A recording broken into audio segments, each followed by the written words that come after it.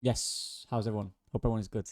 Yeah, Leeds United are busy, and look, of course we need to be. It's good to see. We're getting it done. It's early on in the window. We're moving. We're making stuff happen. We're getting business done. We're being serious. We're bringing in some players I like. Jaka Bijol is the second official signing for Leeds United in the new Premier League era under the 49ers, brought from the Serie A in Italy. Yeah, as we know, has been online, and we'll get into a lot of details about this. There's quite a lot to say about this one, to be fair. Played for Udinese in Italy. Jaka Bijol, 26 years old, 1.9 meters. In other words, 6'3", relatively big, very physical guy. Preferred foot right. Again, we'll get into that. There's more on that. He's a centre back. The basic stuff. Let's go. Slovenian international as well. Played a lot of times for his nation. I believe over 60. So that's good to see. And last season, as you can see from the little graphic, 34 appearances, 1 goal, 2 assists, 11 yellow cards.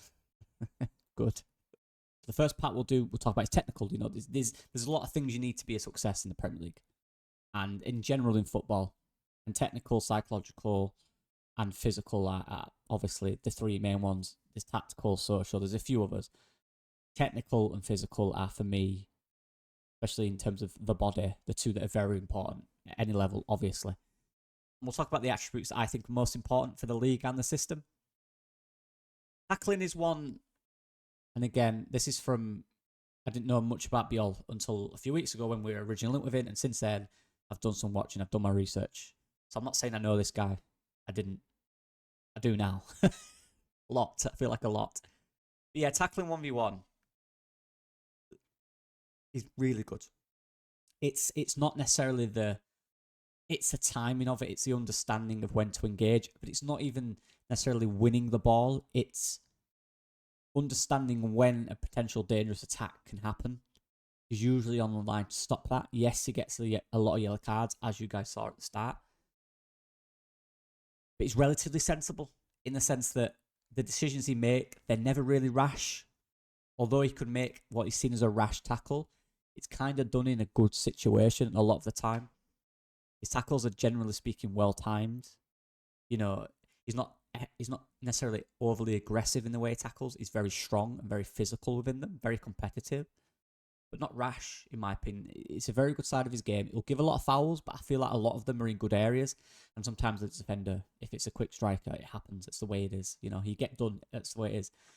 Clearances, and more specifically, finding a pass from a clearance. Again, and we'll talk about the mental side of it, which is extremely impressive with Bijol. But yeah, his ability to clear the ball, obviously, clear it, but it's clearing it. It's finding a pass, being kind of calm in that manic situation. So calmness within the storm, I think that they're saying. Finding that pass is pretty decent. That's something I quite like about him. Where a lot of defenders might get it gone. He always seems, and maybe this has just been, I don't know, from what I've seen, there always seems to be a thought process of where he's clearing it, certain areas to aim for. There's always calmness within it. Something I like about his game. We'll talk about that more. And then his passing. So short pass. This is relatively simple. The short ones, the sideways ones, forward ones that are quite close. Very solid. He's a solid on the ball defender. I don't need to go into too much detail. But long pass is interesting. So this is either long or diagonal. And potentially even the ones that go straight into the striker or straight into the attacking areas. Very impressive.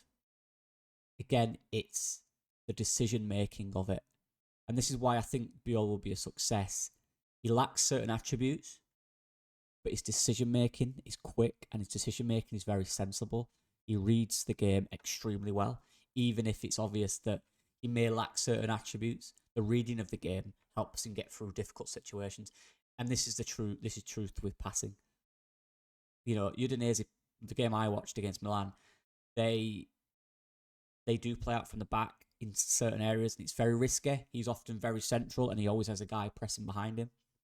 But he always seems quite calm in them situations. Obviously, that pressure will be ramped up. The intensity will be ramped up in the Premier League. But you don't really, it's hard to figure out how that's going to look until it happens. But from what I've seen, his ability on the ball and the calmness in his decision on the ball is something I like. First touch, I mean, yeah, he's got good first touch. I don't, you know. Ball carrying, I give 6 because it's not something he does, and to be honest, it's not something you want him to do because his recovery speed is very quick. You know, he's comfortable with it. It's not one of them where if he does have a slight opportunity to do it, where it's just going to be horrible, a horrible touch. He's quite confident. Like I say, he's a confident player, makes good decisions. He doesn't do it, and I don't want him to do it. But he's not. He only did it once or twice within the game, and it weren't massive, but it's something. Do you know what I mean? It's not his game. Don't expect that, or I shouldn't, and I don't think any of you should. I don't want him to do that, to be honest. And then look, heading. Now, there's a slight criticism here with his offensive. He makes good contact. He's dominant in aerial duels. He's one of the best in Europe, I believe. I'll get into the stats in a minute. He doesn't score a lot. I believe he scored 1 header last season. Someone that is dominant. So that's something. Maybe it's the deliveries. Maybe it's what you have to realize about Udinese. They have 2 very, very tall centre backs next to him that are probably the main targets. So maybe that will help with Leeds, where he will probably be the main target from set pieces, let's be honest. So that's something he can improve on. The goals from his aerial dominance is something he could probably get more of. But there's obviously context to that.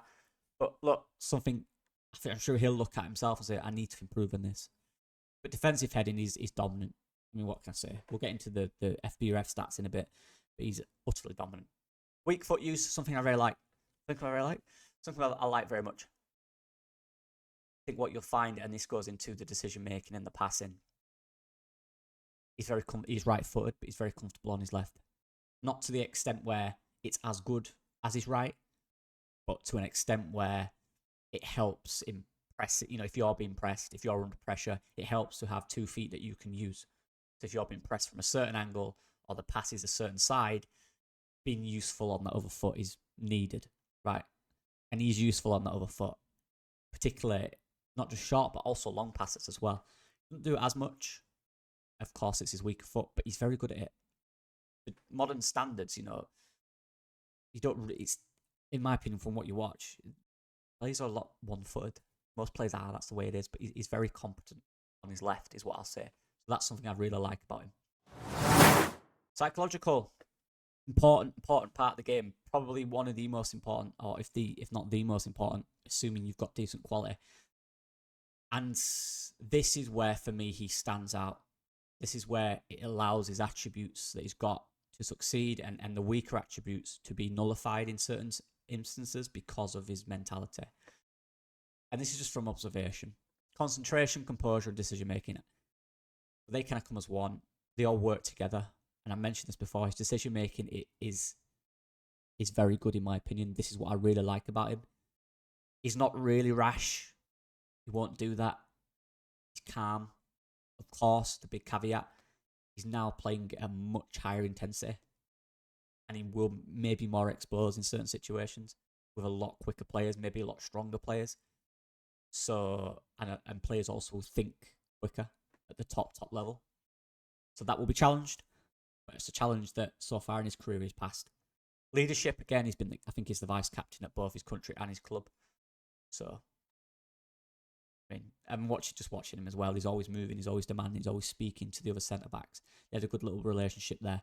He was never rash in what he did. He was always sensible in his positional play, always speaking. Aggression, not really aggressive in the rash way. Aggressive in the sense that he will be in duels. He will smash someone if he has to, basically. Of course he will. He'll be there, he'll be on him. He won't give him a second to breathe, but not rash. So it's lower, but it's kind of a good thing for me. Bravery and work rate, I mean, it's quite hard to really establish that, but he's played a lot of games. He played a lot of 90 minutes. You know, he goes for headers. Yeah. Positional discipline, for me, is best stat. And there's someone who does have limitations physically. That positional discipline and understanding of where he is on the pitch has dragged him to this point in his career where he's standing out in certain aspects. So smart. Very good positionally. Knows where he'll get exposed. The timing of when he decides to leave the box, which is very rare, is quite good. Again, the level is up. And this links in with anticipation, understanding when to go, when not to.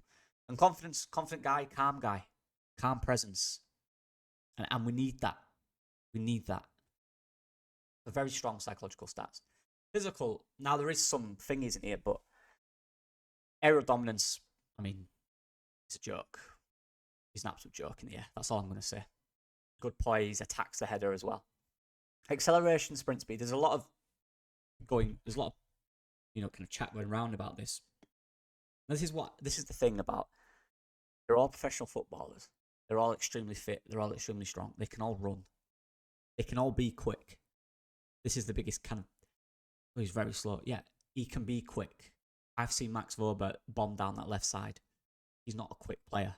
Footballers can be quick. They're extremely well conditioned. Any one of them can be quick. But it's in comparison, and it's consistently, and it's what is his threats and what is his weaknesses.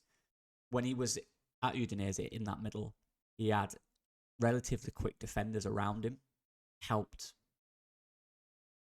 And it's not necessarily even that straight line speed. For me, speed, acceleration, and top speed, it comes in with agility, which you'll see down there, which is a 3.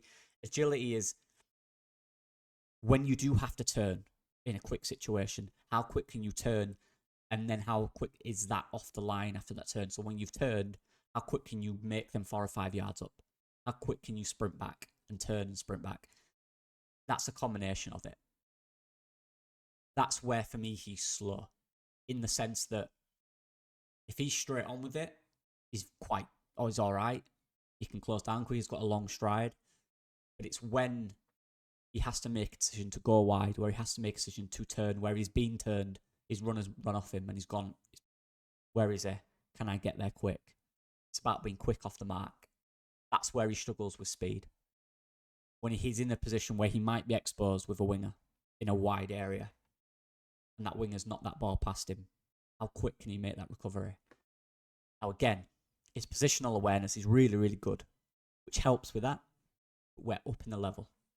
Yeah, that's the only thing he'll have to, and we'll have to as a team, understand and figure out how we can stop him getting exposed at certain instances. And every player has ways they can be exposed. No one's perfect. And again, having Joe Rodon next to will help. But I'm talking about when it's really out on that left. Assuming he plays on the left. When he's out on that left, and we've got high fullback, that cover, that adjusting from looking straight on to turning from behind you, that's where the speed comes into it. But strength, very quick, very strong, very dominant. Good stamina, has played a lot of time, a lot of game. Balance, good balance, and this is kind of the aspect to both feet as well. He never looks quite like shook when he's been pressed, or not been pressed, but when it's on either side, he looks quite calm with the ball. Balance is pretty good. Middle of that back 3, to be fair. Jump reach, decent. Dominant, like I said. Can get high, can head and win balls. You guys will love that. Leeds fans will love it. Absolutely love it. Durability, his record's quite good. He's had a few little problems. And I believe he had an injury last season where he missed quite a lot of it. It might have been this season. Well, they missed, I think it was 6 weeks.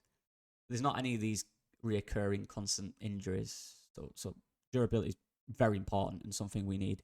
So very good with that. But yeah, heat maps. Something I like because the contrast of where will he play for Leeds United and where's he played.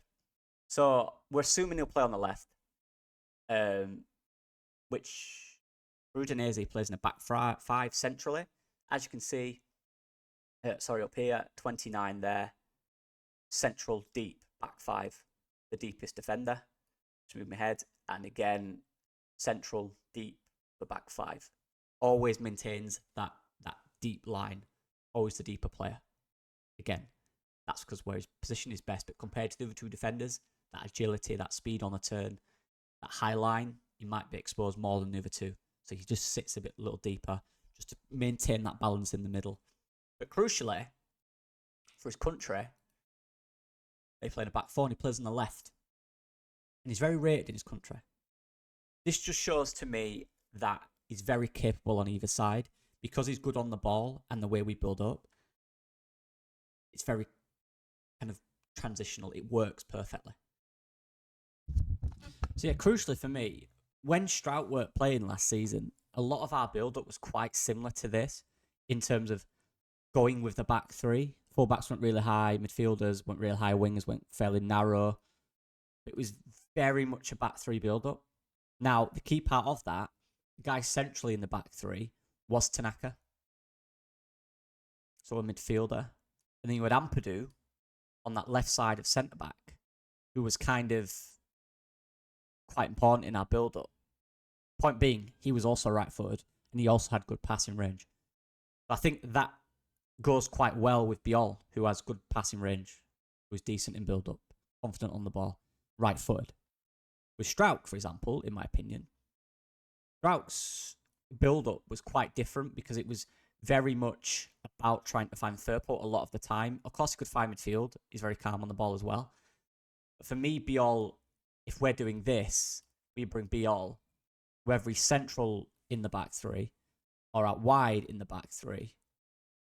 I think this shows, so Tanaka still might go in there, for example, whoever that is. It shows now that we have two players, just like we did with Ampadu, who can be key in our build-up. That's why Ampadu worked centre-back, because in build-up he's really good, his passer range is really good. It's the same for Bijol. So that will work. It will seamlessly... And I'll put some pictures above me, around me now, of Udinese's build-up play compared to ours. So I just want to compare, and as you can see for Slovenia here, yeah, on that left side, in the build-up again, left side build-up, and then more in a back five, more central build-up, more right build-up. The main stats I want to show here are the long ones, because we need outlets. There'll be times where we've been outpressed, we've been outplayed, and we need to find outlets high up the pitch. Very good pass range. The passes attempted per game, 10. Pass completion rate long, 61%. That's pretty good.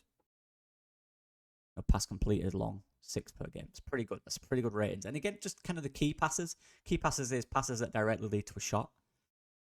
That shows to me progression. That shows to me different variety.